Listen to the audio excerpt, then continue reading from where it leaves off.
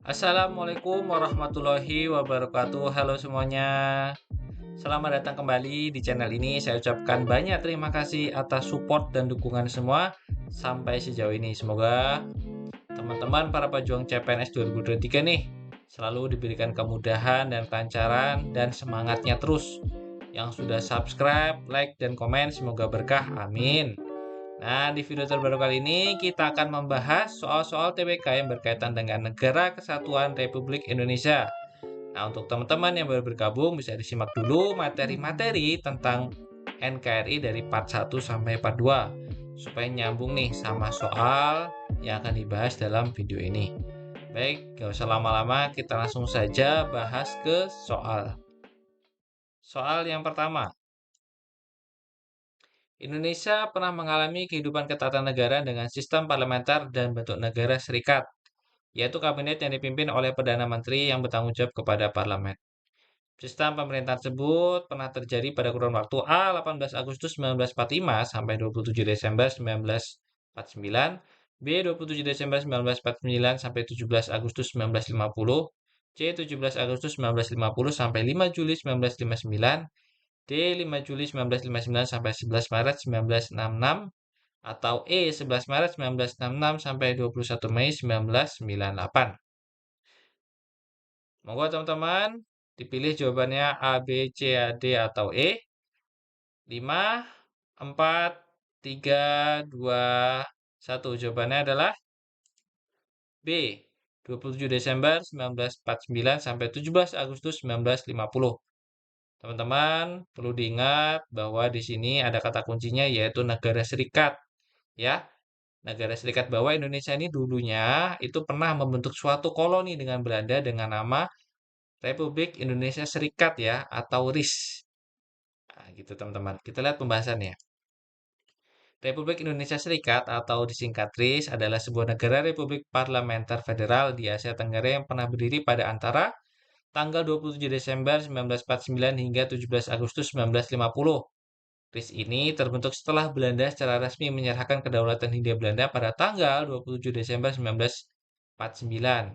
Nah, negara ini merupakan perserikatan antara Republik Indonesia dan negara-negara yang bentuk Belanda pada tahun 1946 hingga 1949. Selanjutnya, soal 2. Perang Aceh, Perang Padri, dan Perang Diponegoro merupakan beberapa perang yang melawan penjajahan kolonial Belanda yang memang belum berhasil, tetapi semangat juang para pahlawan tidak pernah padam. Banyak nilai-nilai keteladanan yang dapat kita ambil dan terapkan dalam kehidupan sehari-hari. Berikut yang tidak termasuk dalam nilai-nilai keteladanan tersebut yaitu A. Semangat cinta tanah air dan rela berkorban. B. Mengikuti berbagai rangkaian perlombaan untuk membela tanah air di kancah internasional. C. Sering mengunjungi dan membeli produk luar negeri. Atau D. Bekerja keras dan giat belajar di sekolah. Teman-teman, dibaca lagi soalnya, diperhatikan lagi di sini. Semoga teman-teman tidak terkecoh, yaitu ada kata tidak termasuk ya, yang tidak termasuk dengan nilai-nilai keteladanan dari para pejuang yang melawan Belanda. Ya, monggo pilih jawabannya. 5, 4, 3, 2, 1. Kita lihat jawabannya. C, ya, sering mengunjungi dan membeli produk luar negeri. Itu tentu bertentangan ya dengan nilai-nilai keteladanan yang diajarkan oleh para pejuang. Di mana kita lihat dari pilihan-pilihan A, B, dan D ini merupakan nilai yang positif nih. Positif, nilai-nilai yang sangat menunjukkan, mencitrakan, mencerminkan bahwa dahulunya para pejuang dan para pahlawan ini memiliki sikap cinta tanah air dan rela berkorban, sehingga mempertahankan wilayahnya dari kolonial Belanda. Kemudian juga bekerja keras, ya, kemudian juga membela tanah air tentunya. Kita lihat pembahasannya nih. C ini itu sering mengunjungi dan membeli produk luar negeri di mana ini tuh bertentangan dengan nilai keteladanan yang tercemin dari para pejuang bangsa. Tentu sepakat ya. Selanjutnya, soal 3, pada tahun 1908 Gerakan Budi Tomo memelopori gerakan atau organisasi untuk melawan penjajah. Berikut ini yang tidak termasuk ya, yang tidak termasuk strategi melawan perang penjajah melalui Gerakan Budi Tomo, Serikat Dagang Islam, dan Perhimpunan Indonesia. A. Organisasi atau gerakan yang terbentuk merupakan sesuai dengan ideologi dan bidang yang dimintai oleh pendirinya. B. Cita-cita organisasi semakin berkembang. C. Strategi dimulai dari segala lini meliputi agama dan pendidikan. D. Pihak Belanda mulai menyadari dampak dari penjajahan yang dilakukan kepada rakyat Indonesia. Atau E. Pendidikan dipandang sebagai alat menuju pembaruan masyarakat. Teman-teman perlu ingat, sudah saya bahas juga di video sebelumnya terkait organisasi dan gerakan ini, bahwa Budi Utomo ini merupakan salah satu pelopor dari terbentuknya organisasi-organisasi yang ada di Indonesia. Tentunya organisasi Budi Utomo ini merupakan sekumpulan dari pemuda-pemuda Indonesia. Pemuda-pemuda Indonesia inilah teman-teman yang mempelopori terbentuknya organisasi-organisasi pemuda-pemuda lainnya seperti Serikat Dagang Islam, Perhimpunan Indonesia, dan masih banyak lagi. Kita lihat pembahasannya dan kita lihat dulu jawabannya. Jawabannya adalah D ya. Pihak Belanda mulai menyadari dampak dari penjajahan yang dilakukan kepada rakyat Indonesia. Kita lihat dari pilihan A, B, C, dan E ini merupakan semua pilihan dan tujuan dari gerakan Budi Utomo, teman-teman. Bahwa gerakan pada masa kolonial tersebut itu, pemuda-pemuda Indonesia ini berusaha untuk mencerdaskan kehidupan bangsa dulu, ya. Seperti Serikat Dagang Islam ini, yaitu berfokus kepada pedagang-pedagang lokal, supaya bisa bersaing dengan pedagang-pedagangnya Belanda, ya. Kita lihat pembahasannya. Ini teman-teman. Di mana bisa kita lihat bahwa salah satu pendorong dari terbentuknya organisasi ini untuk membentuk semangat juang dalam memerdekakan bangsa Indonesia, ya. Dengan apa? Ya dengan gerakan tadi, gerakan-gerakan oleh pemuda Indonesia. Soal 4. Setelah proklamasi Indonesia dikumandangkan, perjuangan para pahlawan untuk terlepas dari belenggu penjajahan masih terus dilakukan, sehingga membawanya ke dalam perundingan Linggarjati pada tanggal 10 November 1946. Berikutnya tidak termasuk dari isi perundingan Linggarjati. Yang tidak termasuk, teman-teman, yang tidak termasuk dalam perundingan Linggarjati. A. Belanda mengakui secara de facto bahwa wilayah Republik Indonesia meliputi Jawa, Sumatera, dan Madura. B. Republik Indonesia dan Belanda akan bekerja sama dan membentuk Republik Indonesia Serikat. RIS ya. C. Pemerintahan Republik Indonesia ini harus mengakui kedaulatan Hindia Belanda sampai pada waktu yang tidak dapat ditentukan. Kemudian RIS dan Belanda akan membentuk Uni Indonesia Belanda. Ya, perlu teman-teman ingat, sudah dibahas juga mengenai perundingan Linggarjati dan isinya apa. Ya, monggo teman-teman jawab. Saya kasih waktu 5 detik. 5, 4, 3, 2, 1. Kita lihat jawabannya. C ya. Pemerintahan Republik Indonesia harus mengakui kedaulatan Hindia Belanda sampai pada waktu yang ditetapkan oleh Belanda. Kita lihat pembahasannya mengenai apa sih isi perundingan Linggarjati ini. Bisa kita lihat hasil perundingan Linggarjati ini itu menghasilkan 4 keputusan, teman-teman. Di mana yang pertama itu Belanda hanya mengakui kekuasaan wilayah Indonesia ini hanya atas Jawa, Sumatera, dan Madura saja. Kemudian Indonesia ini sama Belanda ini sama-sama membentuk Republik Indonesia Serikat atau RIS. Kemudian dilanjutkan Indonesia dan Belanda ini membentuk suatu uni ya, Uni Indonesia Belanda di mana Ratu Belanda ini sebagai kepalanya atau ketuanya. Kemudian memberikan arahan kepada Belanda untuk harus meninggalkan wilayah Republik Indonesia ini paling lama 1 Januari 1949. Soal 5. Kegagalan para pendahulu bangsa Indonesia dalam melakukan perlawanan terhadap kolonialis Barat membuat para pejuang mencari strategi baru dalam mencapai kemerdekaan. Berikut merupakan faktor yang mendorong timbulnya pergerakan nasional kecuali ya, timbulnya pergerakan nasional kecuali A. Penderitaan rakyat yang berkepanjangan. B. Timbulnya paham-paham baru seperti nasionalisme, demokrasi, liberalisme, dan sosialisme. C. Kemenangan Jepang atas Rusia pada tahun 1905. D. Lahirnya golongan terpelajar. Atau E. Indonesia belum pernah berjaya melawan penjajahan Belanda. Ingat teman-teman, suatu faktor di mana yang menggerakkan pergerakan nasional ya. Pergerakan nasional ini perlu sesuatu faktor-faktor yang mendorongnya. Kita lihat pembahasannya dan kita lihat dulu jawabannya. Jawabannya yaitu E, ya, yang tidak termasuk faktor yang mendorong pergerakan nasional, yaitu Indonesia belum pernah berjaya melawan penjajahan Belanda. Kita lihat pembahasannya. Faktor pergerakan nasional itu terbagi menjadi dua, teman-teman. Ada dari dalam negeri dan luar negeri. Di mana dari dalam negeri ini sendiri ada empat, yaitu adanya rasa senasib sepenanggungan karena penjajahan. Ya, di sini dari rasa senasib sepenanggungan ini membentuklah semangat baru antara rakyat Indonesia ini untuk membentuk sebuah negara. Kemudian adanya tekanan dan penderitaan yang sama yang terjadi terus-menerus sehingga membuat rakyat Indonesia ini bangkit untuk melawan penjajah.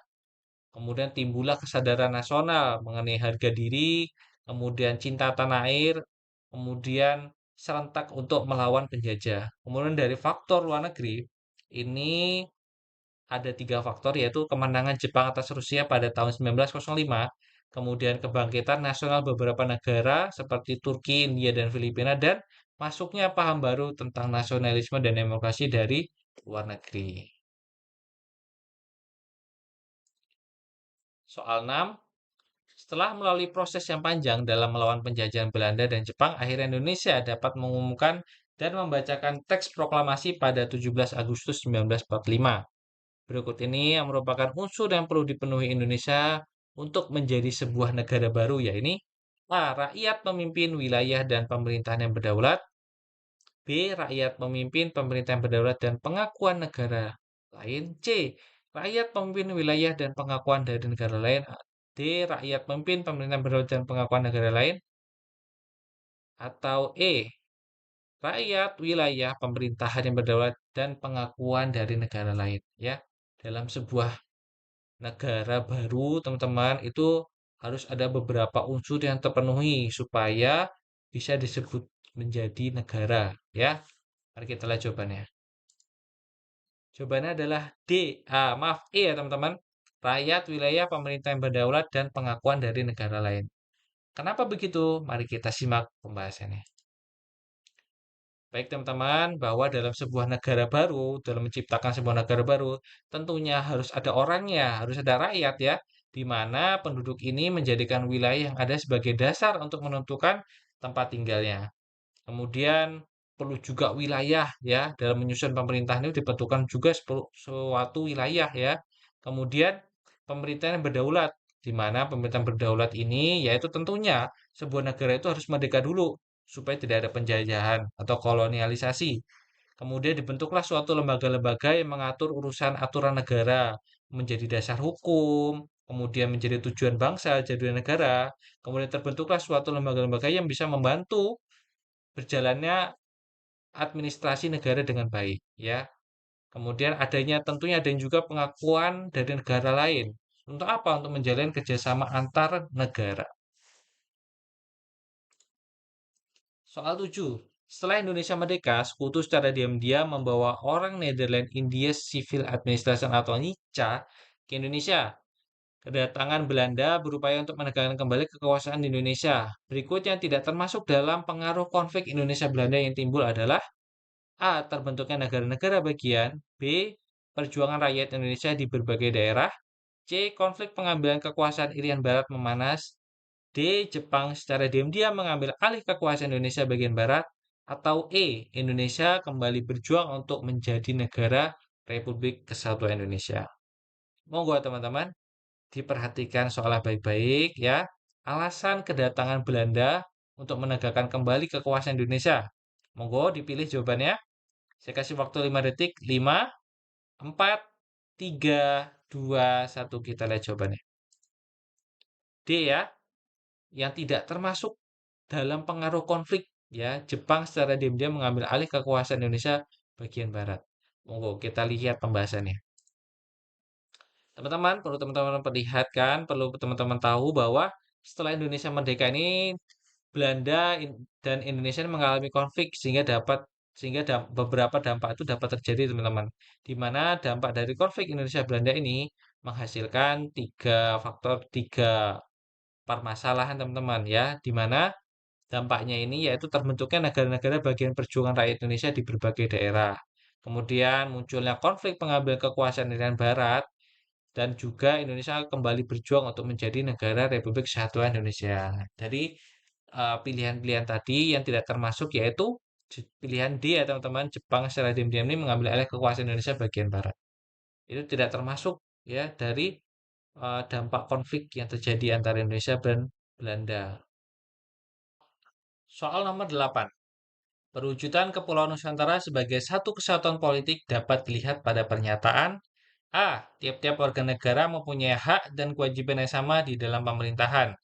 B. Tiap-tiap warga negara mempunyai hak dan kewajiban yang sama dalam upaya bela negara. C. Seluruh Kepulauan Nusantara merupakan satuan hukum. D. Ancaman bagi satu daerah pada hakikatnya merupakan ancaman bagi seluruh bangsa dan negara. Atau E. Seluruh daerah mempunyai tingkat kemajuan yang sama, merata, dan seimbang. Moga teman-teman kita perhatikan baik-baik ini soalnya ya. Perwujudan Kepulauan Nusantara sebagai satu kesatuan politik berarti yang berkaitan dengan satu kesatuan politik ya. Kalau kita lihat jawabannya A, tiap-tiap warga negara mempunyai hak dan kewajiban yang sama dalam pemerintahan. Ya, mungkin bisa kita keep dulu. Yang B, tiap-tiap warga negara mempunyai hak dan kewajiban yang sama dalam upaya bela negara.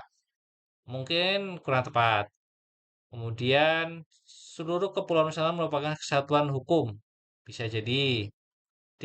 Ancaman bagi suatu daerah pada hakikatnya merupakan ancaman. Oh, bukan kalau ancaman, bukan ya.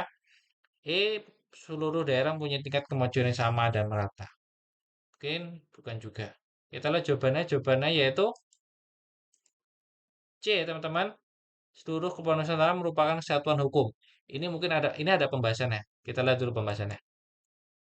Nah, ini teman-teman sudah disajikan ada 5 poin bahwa dalam politik ini ada bahwa menjelaskan bahwa kebulatan dari wilayah Indonesia itu bersifat nasional dengan segala isi dan kayaannya. Kemudian bahwa Indonesia itu dari berbagai macam suku. Kemudian bahwa kehidupan politik di wilayah Indonesia ini berdasarkan Pancasila dan Undang-Undang Dasar tentunya. Kemudian bahwa seluruh Kepulauan Nusantara merupakan satu kesatuan sistem hukum. Wah, ada ya tadi ya, berarti ya. Kalau yang bahas tentang segala hak itu berarti nggak ada, kita tidak melihat nih. Berarti jawabannya yang berkaitan dengan bahwa seluruh Kepulauan Nusantara ya merupakan satu kesatuan sistem hukum. Gitu jadi. Soal 9. Makna proklamasi kemerdekaan bagi bangsa Indonesia adalah A. Untuk menjalin hubungan yang akrab di antara suku-suku bangsa yang ada di seluruh pelosok tanah air.